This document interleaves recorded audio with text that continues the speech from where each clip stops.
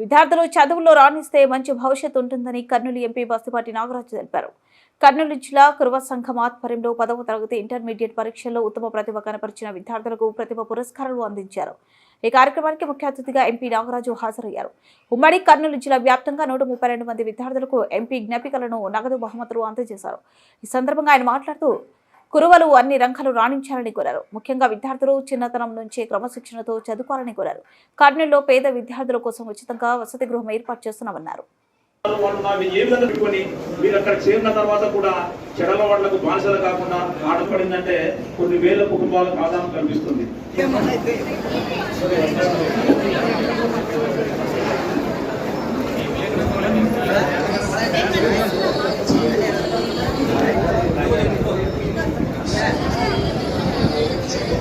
తర్వాత ఇంటర్మీడియట్ తర్వాత బీటెక్ పోతారా, డిగ్రీ చేస్తారు. ఈ 5 సంవత్సరాలు మీ జీవితాన్ని కంట్రోల్ చేసుకుని మీ తల్లి పురస్కారాలు ఇచ్చినా నా బిడ్డకి ఇన్ని మార్కులు వస్తున్నాయని చెప్పేసి అందరికీ ఈ గర్వం అనేది ఈ యొక్క తల్లిదండ్రులు జీవితాంతం నిలబెట్టుకోవాలి.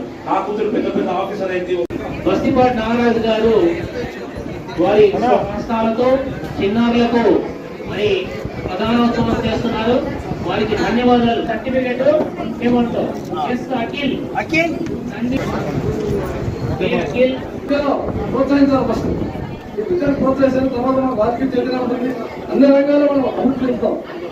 కాబట్టి ప్రతి ఒక్క కుటుంబస్తులు మన పిల్లల్ని బాగా చదివించుకొని వాళ్ళు బాగా తీర్చిదిద్దితేనే మనకు భవిష్యత్తు ఉంటుంది.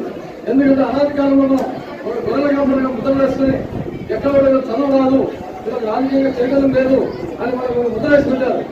అందులో భాగంగా మనం ఖచ్చితంగా మంచిగా మన పిల్లలు చదివించుకొని ఉన్నత స్థానాలకు పంపించి రాజకీయంలో చైతన్యం కావాల్సిన ఆలోచన ఎంతైనా ఉంది.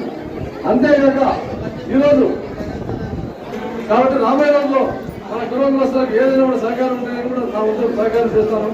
అంతేకాక ముఖ్యంగా నేను చెప్పేది ఉంటే సోదరులారా, ఈ కుటుంబ సంఘంలో వర్గ విభేదాలు సృష్టించి ఒక్కొక్కరుగా ఇల్లుందని చెప్పేసి అందుందని చెప్పేసి కలబల్లి మాట చెప్పి వర్గాలు చేయకండి.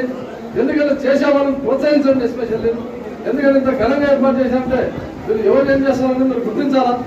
మీరు ఏదో వాళ్ళు ఏం చేస్తారు ఎప్పుడు వాళ్ళైనా వీళ్ళైనా అని చెప్పేసి కాదు, దగ్గరండి ఇటువంటి కార్యక్రమాలు చేస్తూ. ఎందుకంటే మీరు త్వరలోనే అక్కడ పెద్దపాడు రోడ్లో ఉన్నటువంటి కూడా పెద్ద విద్యార్థులు కూడా బాగా చదువుకోవాలా.